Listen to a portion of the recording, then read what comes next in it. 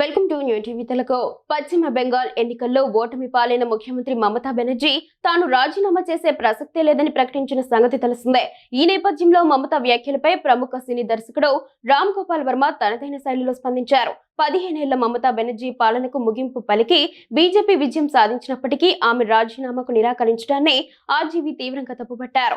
దశాబ్దాల రాజకీయ అనుభవం, 15 ఏళ్ల పాటు ముఖ్యమంత్రిగా ఉన్న నాయకురాలు ఇలా ప్రవర్తించడం నమ్మశక్యంగా లేదు. ప్రజాస్వామ్యం అనేది వ్యవస్థల కలయికనే.